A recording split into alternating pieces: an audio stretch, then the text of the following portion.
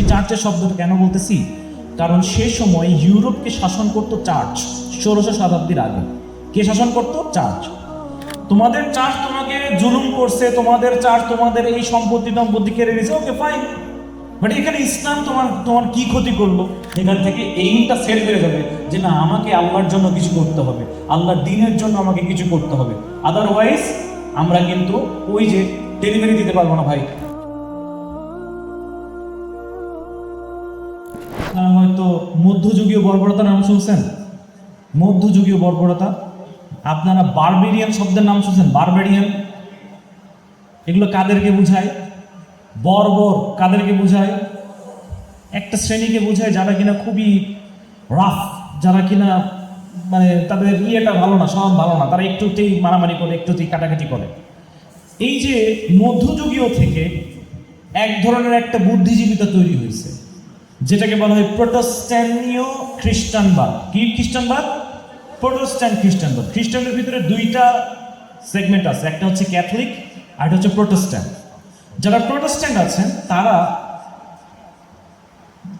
এদেরকে বলে আলোকিত খ্রিস্টান। কেন আলোকিত খ্রিস্টান?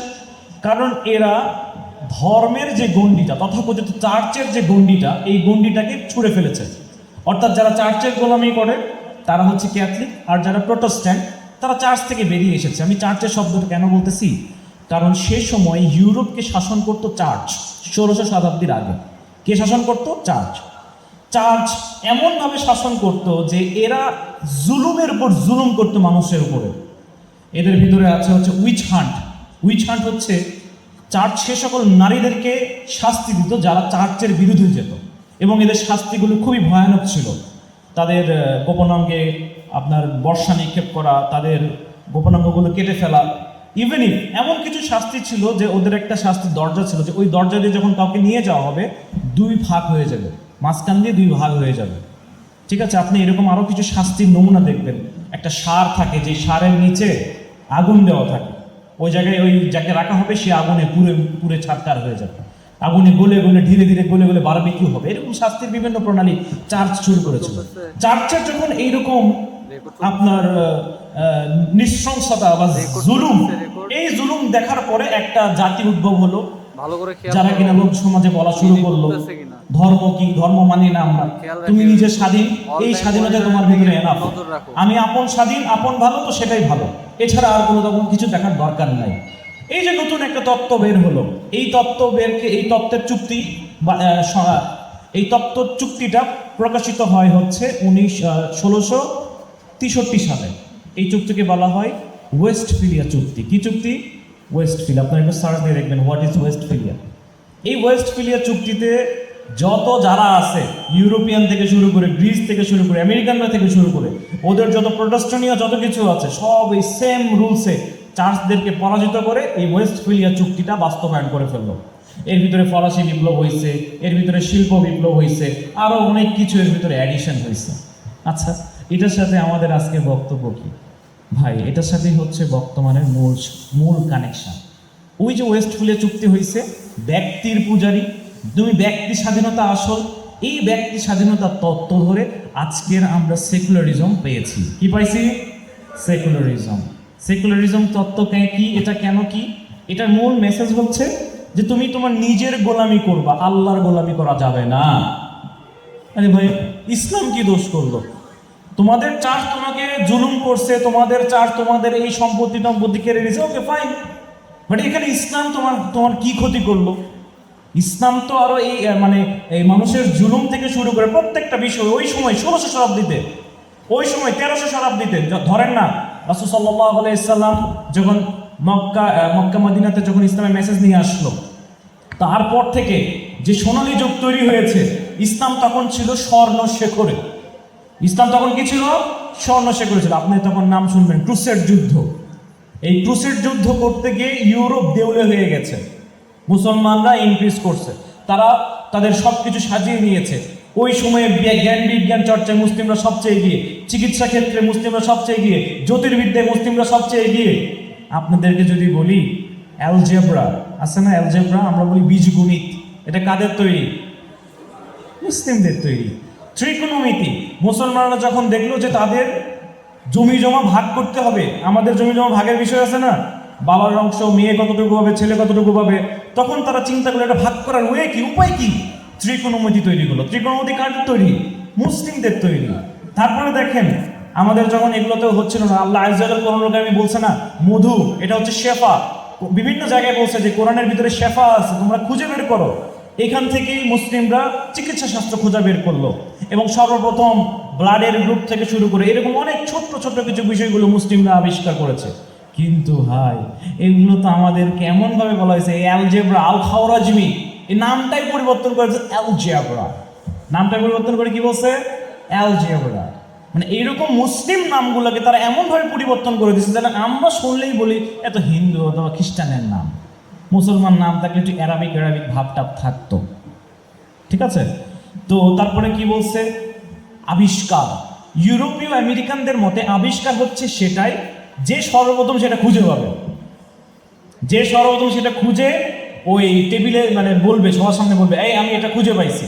এখন ওই আবিষ্কারটা যদি কোনো মুসলিম করে, সে সম্ভব বলে নাই আপনাকে, কিন্তু ও সেটার ওই তত্ত্ব চুরি করে মানুষজনদেরকে বলতেছে যে আমি এটা তৈরি করছি, তখন ওটাকে ওর আবিষ্কার বলা হয়। আমেরিকার আবিষ্কার কে? আমেরিকার আবিষ্কার কে করছে? কলম্বাস, বলি না আমরা ভাই, কলম্বাস আবিষ্কার করার আগে আমেরিকা ছিল না, ওখানে মানুষজন থাকতো না, সবই থাকতো। কলম্বাস কি করছে, ওই যে ওদের নিয়ম অনুসারে ও গেছে, ও সেটার ডেলিভারি দিছে, সো কলম্বাস হচ্ছে আমেরিকার আবিষ্কারক। আরে সুবহানাল্লাহ।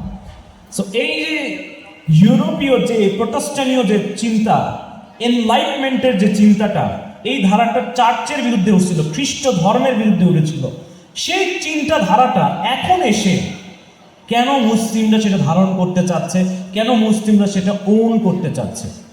আমাদের চিন্তাধারার ভিতরে যখন এত ডাইভার্সি হইল, ঠিক আছে, এরই ভিতরে আপনার ব্রিটিশরা কেবল আমাদেরকে এমনভাবে দেখাইছে যে আমাদেরকে যখন কবজা করলো, 200 বছর শাসন করলো, সেখানে ব্রিটিশ শাসনের মধ্য দিয়ে এডুকেশন সিস্টেমে আমাদের চেঞ্জ নিয়ে আসছে। আমি কিছু বেসিক রুট বলতে চাচ্ছি, যে বেসিক রুটগুলো আমাদের খুব সমস্যা হয়। প্রথমত হচ্ছে আমরা জাজ করব কিভাবে।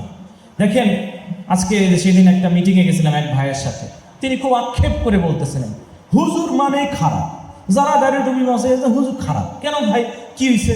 আমার গ্রামে একটা মসজিদ আছে, ওই মসজিদে যতগুলা ইমাম হয় সবগুলো মেয়ে নিয়ে পালায়। এটা কার কনসেপ্ট?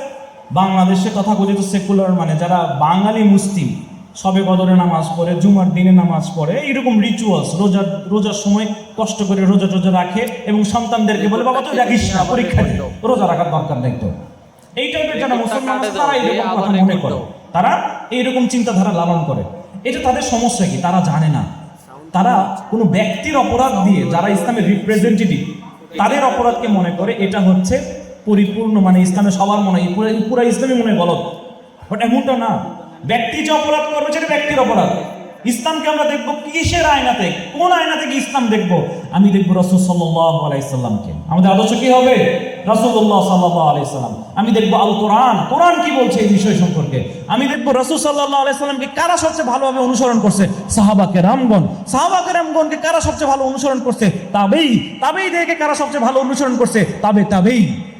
এই যে ধারাটা, এই যে প্রজন্ম, এটা হবে আমাদের মিরর, আমাদের দেখার বিষয়, আমাদের ফ্যাক্ট চেকিং। যে আমি যখন এগুলো দেখবো তখন আমি বুঝতে পারবো যে আমি ভালো মুসলমান নাকি খারাপ মুসলমান, এটা ইসলামের ভিতরে আছে নাকি ইসলামের বাহিরে আছে, আমি বুঝতে পারতেছি। এটা হচ্ছে আমাদের বেসিক।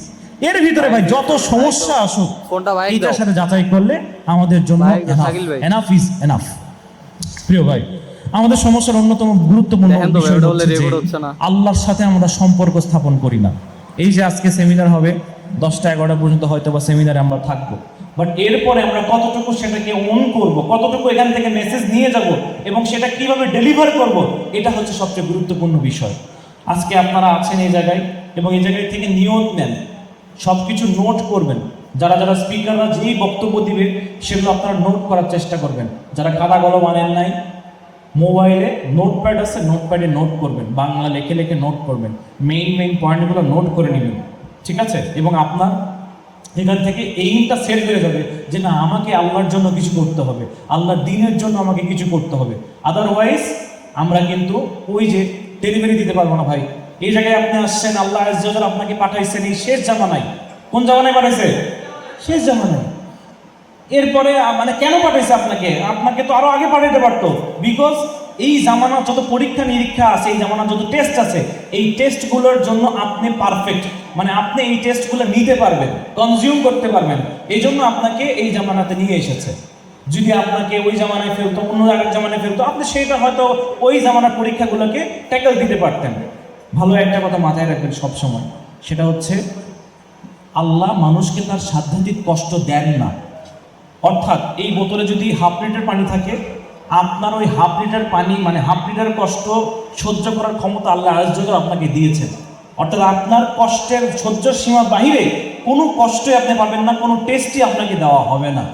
সুতরাং জীবনের যে পরীক্ষায় আসুক না কেন, সেই পরীক্ষার জন্য প্রস্তুত থাকেন এবং সেটার জন্য কনফিডেন্ট হন যে না, আমি একটা না একটা সময় ভালো কিছু করতে পারবো ইনশাআল্লাহ। করবেন তো ইনশাআল্লাহ?